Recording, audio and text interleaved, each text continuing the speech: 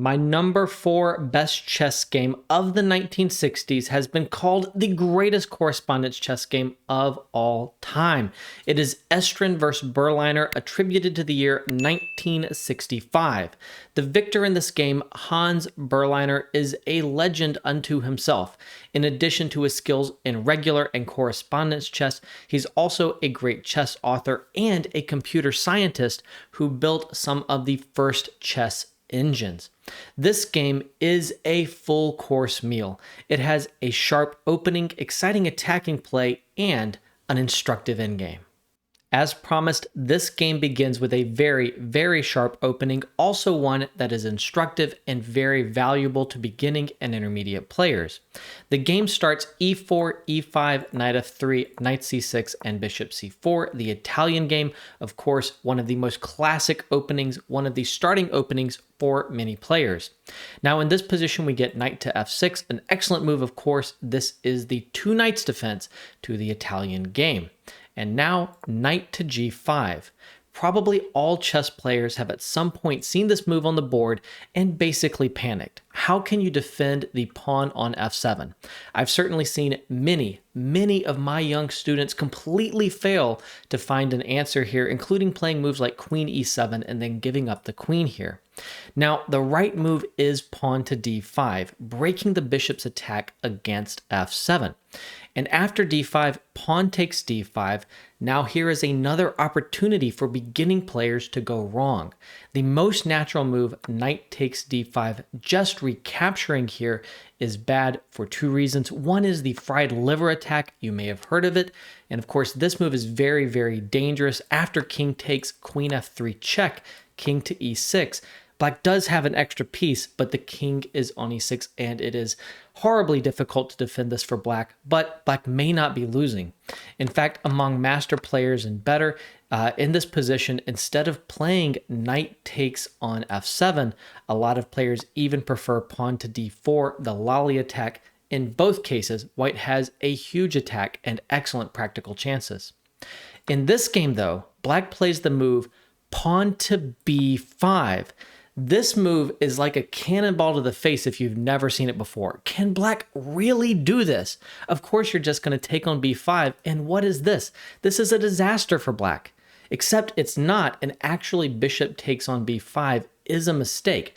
Now after queen takes d5, the attack here on the bishop and then on g2 either forces passivity if you play bishop f1, not best, or after bishop takes c6 and queen takes c6, castles, black has a lot of activity for a pawn.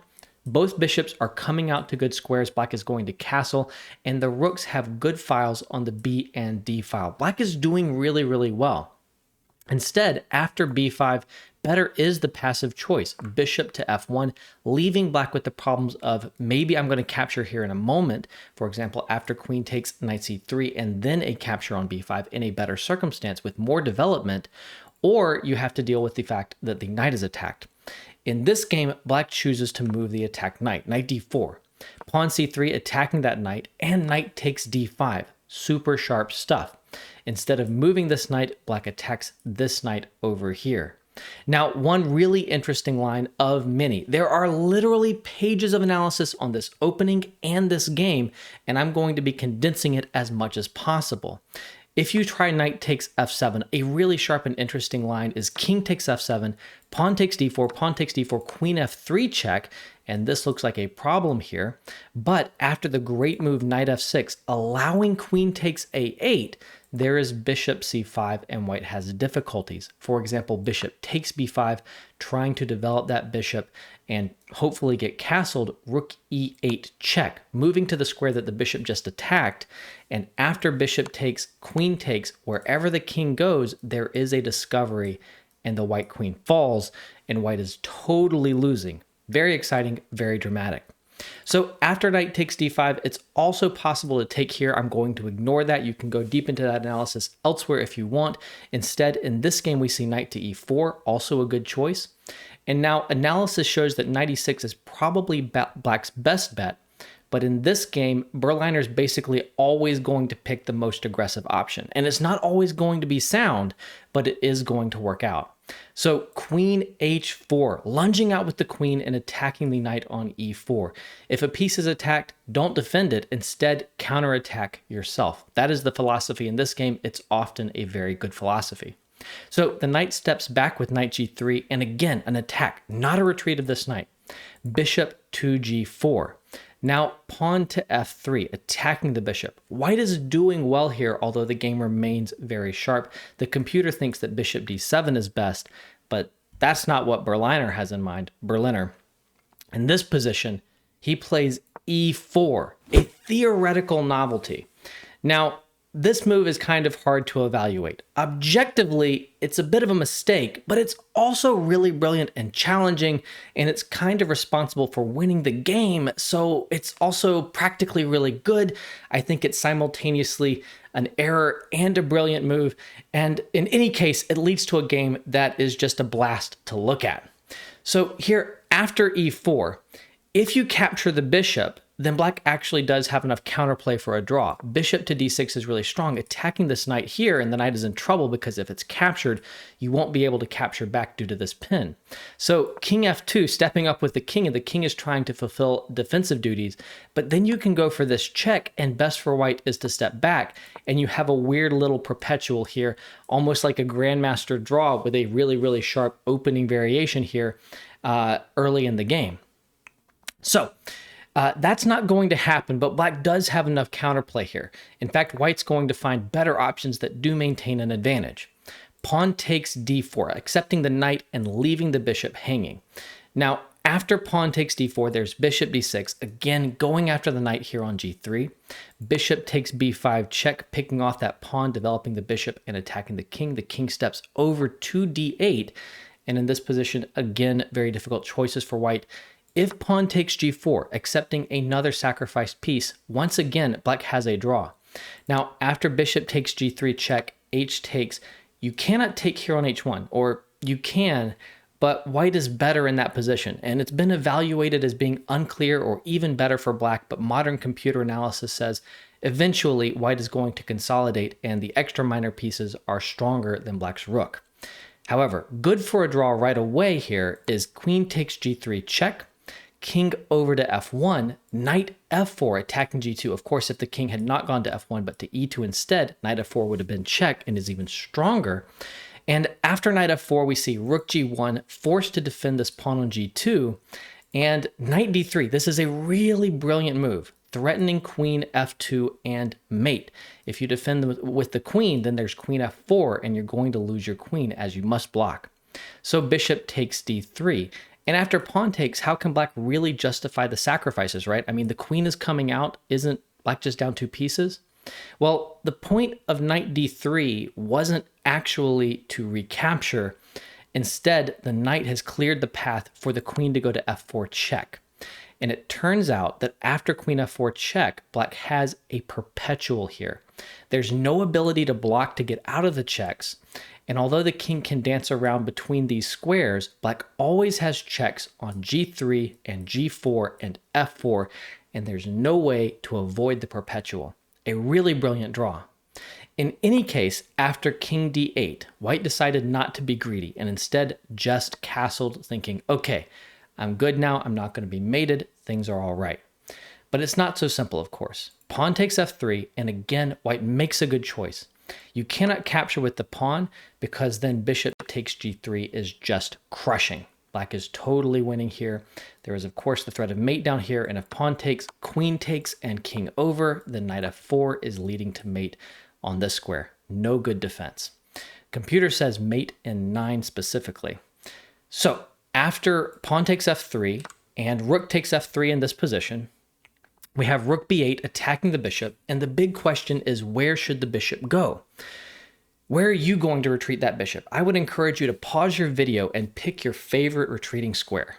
Well, amusingly, for the second time in the game, the correct answer is for the bishop to fall back as far as possible. After bishop f1, certainly black has some play, some compensation. It's going to be an interesting game still, but white is better.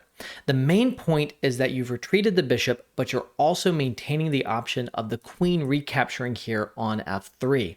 And if the queen recaptures on f3 after black captures down here, then there is not enough counterplay for black.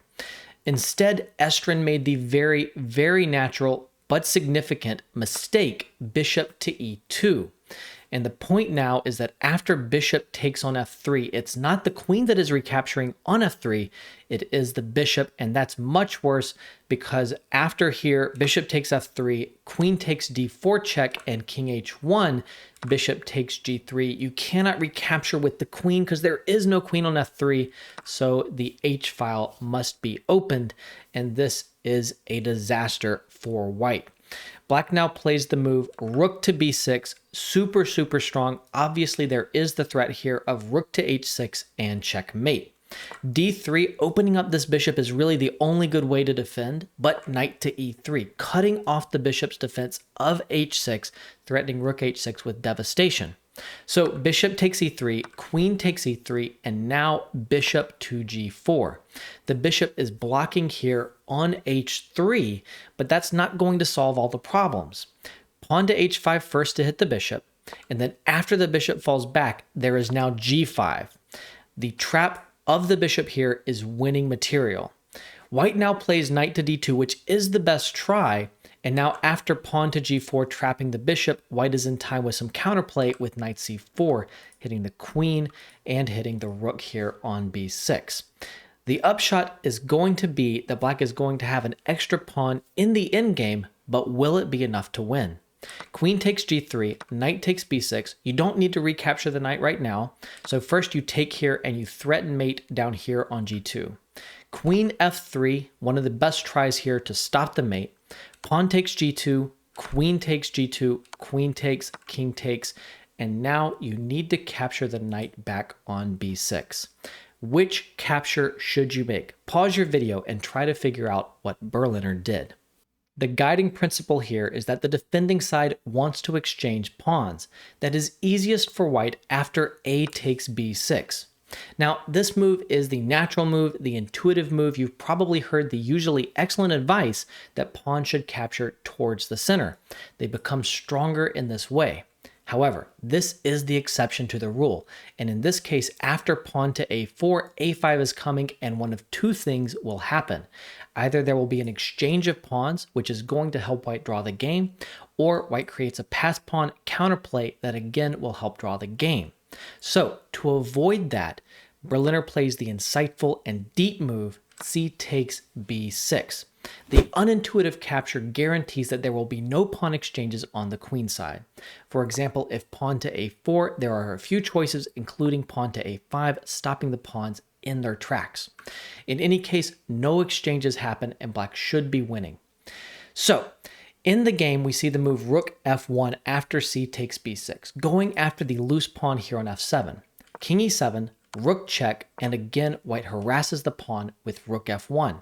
How is black to defend? Well, you don't want to go passive with something like rook h7. That is no path to winning a rook endgame. Instead, once again, we get a brilliant and insightful move from Berliner. He plays rook to c8, allowing white to just capture the pawn, but black will have two advantages, and these advantages are enough to win this endgame. After rook takes f7 and then rook c7, white can definitely never exchange rooks because this outside passed pawn is going to win the game for black. Rook takes f7, king takes f7, and white needs to go win this pawn, but black meanwhile will go win the d pawn, and then will be so close to the queen side that it will be easy to pick off the remaining pawns and win by promoting one of these pawns over here. So after rook c7, white needs to avoid the exchange. The rook falls back, rook f2, avoiding rook down to c2, picking up these guys over here. So now the second advantage. You have the outside pass pawn. That's one very important advantage. It distracts white. It keeps white over on the king side. The other advantage is that your king is more active. King to e5. The king is coming in. Together, the king and the rook are enough to win as this king is out of play. It's further away than the black king. And because of this pawn over here, it's not in a good position to try to even get back to the queen side. So king e5, pawn to a4. This move is a little bit compliant. It weakens the structure for the white pawns here on the queen side. It's better to try to sit tight, but even in that case, black would win. You can see my notes and analysis to demonstrate that fact.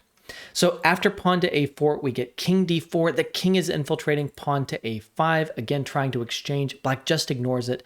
King takes d3, rook f3 check, king c2. The b pawn now in trouble too. Pawn to b4 and b5. No exchanges here. This pawn is a target. It is going to get picked off, and black is going to queen this pawn right here. So pawn a6, rook c4, going after that b4 pawn. And a really important detail here is that if you go after the a7 pawn, you're just never in time. For example, after rook f7, rook takes b4, white could have tried rook takes a7, but then rook a4.